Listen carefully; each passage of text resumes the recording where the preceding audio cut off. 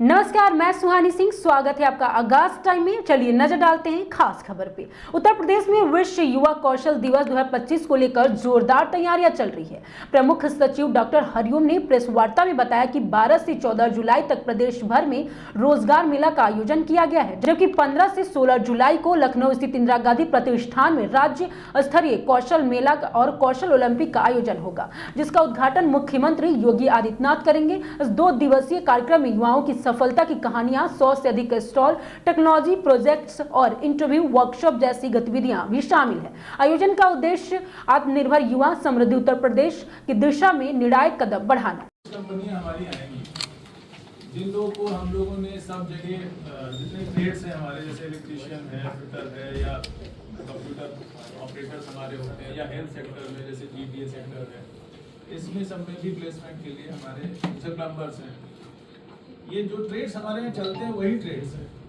उनमें जो लोग जिन रोजगार देने वाले लोग हैं, जो कंपनियां हैं, वो आएंगी, इसमें बुलाएंगे। रोजगार मेला जो हमारा चल रहा है, उससे आपको मतलब जितने बच्चों को ज़्यादा आप रोजगार दे सकते हैं। कितने लोग मिली हुई है जिनको अच्छी सैलरी मिली हुई है, उन बच्चों को भी हम माध्यम के हाथों सम्मानित कराएंगे।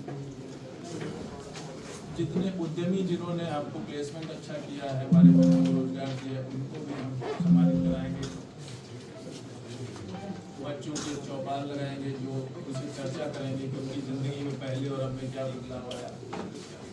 बाकी जो शिल्प और क्राफ्ट जो बच्चों ने चीज़ें बनाई हैं, उनका प्रदर्शन तो हम करेंगे। हमने ये भी कहा कि ऐसी चीज़ें भी लगाई जाए जो मार्केटेबल हो, जिनको लोग खरीदना चाहें तो खरीद सकते हैं।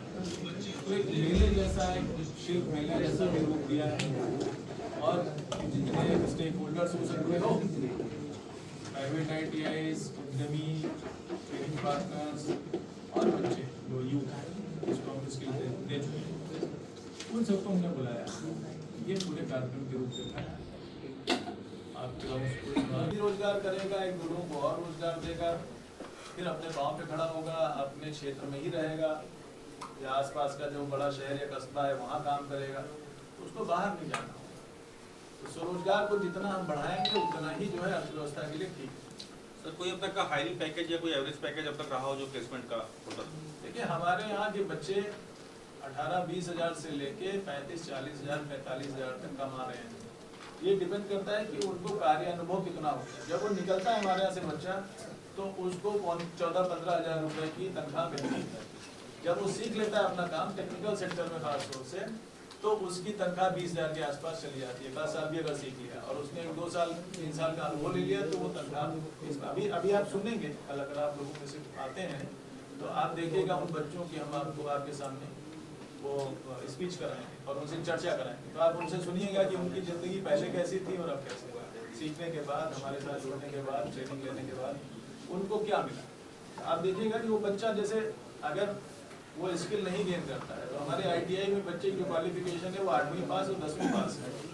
8वीं 10वीं पास बच्चे को कोई रोजगार वैसे नहीं मिलता, ज़्यादातर डोमेस्टिक हेल्प में मिलता है, घर में काम करता है। लेकिन जब वो सीख लेता है तो वो कमाने लगता है, महीने में अच्छा खासा पैसा वो कमाने लगता है। इस सेक्टर की तरफ ध्यान लोगों का कम था, लेकिन ये बहुत इंपॉर्टेंट सेक्टर है, क्योंकि ये सक्षम बनाता है। सबसे बड़ी चीज़ है कि हम आपको सिर्फ पेंशन या कोई ऐसी चीज़ देके कि साल भर या महीने भर आप किसी तरह खा पी लें, ऐसा नहीं होता। हम आपको इस अपने पाँव पे खड़े होने के लिए सक्षम बनाते हैं, फिर आप अपने परिवार का भी बोझ उठा सकते हैं। इधर आप जाइए जरा, बगल कभी ITOT जाइए, जो पीछे इंस्टीट्यूट है, उसमें देखिए कि जो बच्चे यहाँ पे ये ट्रेनर होंगे, जब बाद में ये प्रशिक्षक बने, ये कितने योग्य बच्चे हो जाते हैं, क्योंकि ये टीचर हो जाते हैं।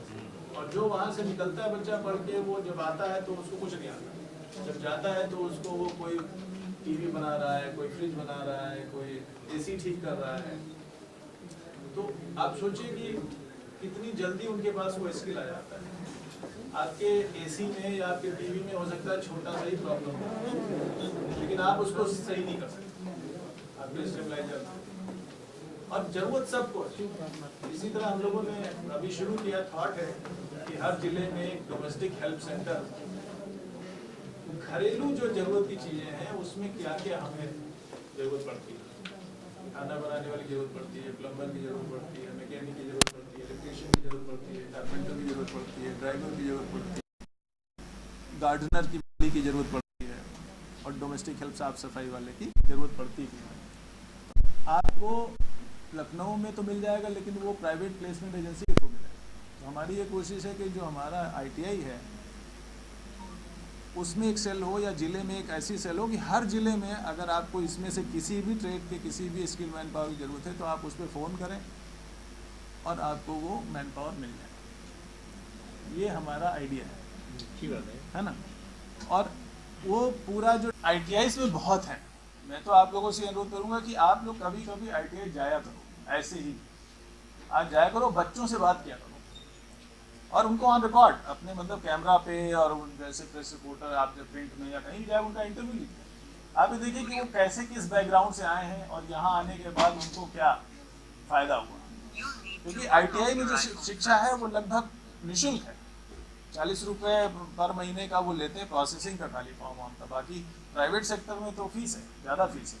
लेकिन ITI जो सरकार चला रही है, जो हमारे लगभग 324 ITIs हैं, वो 324 ITIs में ऑलमोस्ट फ्री में आपको तकनीकी प्रशिक्षण दिया जा रहा है। वो एक ऐसा सेक्टर है जिधर लोग का ध्यान उतना नहीं जाता, क्योंकि वो बच्चा बड़ा कम पढ़ा लिखा है और बच्चा भी अपनी बात ठीक से नहीं कह पाता, उसको समझाना पड़ता है कि क्या बोलना है क्या नहीं बोलना है। वो 8वीं 10वीं पास बच्चा है, गरीब घर का आता है, उसको निःशुल्क शिक्षा हम देते हैं, तो उसको थोड़ा हाईलाइट करने की ज़रूरत है। और ऐसे ओकेजन्स में हम उसको हाईलाइट करते हैं। जैसे इसमें हमने जो कार्यक्रम रखा है उसमें रखा है हमने कौशल चौपाल। तो कौशल चौपाल में हम उसी बच्चे को बिठाएंगे, उस पर हम चर्चा नहीं करेंगे, वो बच्चा अपने बारे में खुद चर्चा करेगा। उससे हम सवाल पूछेंगे कि भाई तुम कहाँ पैदा हुए, कैसे थे, तुम्हारी क्या पढ़ाई लिखाई थी, तुमको क्या आता था, तुमने क्या सीखा, फिर तुम्हारी ज़िंदगी कैसे चली, कहाँ काम कर रहे हो, कितनी आमदनी होती है, तुम्हारे घर वालों का क्या रिएक्शन है। तो तब आप देखिए उसके अंदर कॉन्फिडेंस आएगा। जब पिछली बार हम लोगों ने 100 मीट किया था तो 3-4 लड़कियाँ, 2 लड़के और 1 लड़का था, उसमें 4 बच्चे थे जिनको हमने बुलाया था कि तुम अपनी ज़िंदगी की यात्रा शेयर करो। तो बड़े कॉन्फिडेंस के साथ उन्होंने, बड़ी खुशी उन्होंने। ऐसी खबरों के लिए बने रहिए आगाज टाइम के साथ। धन्यवाद।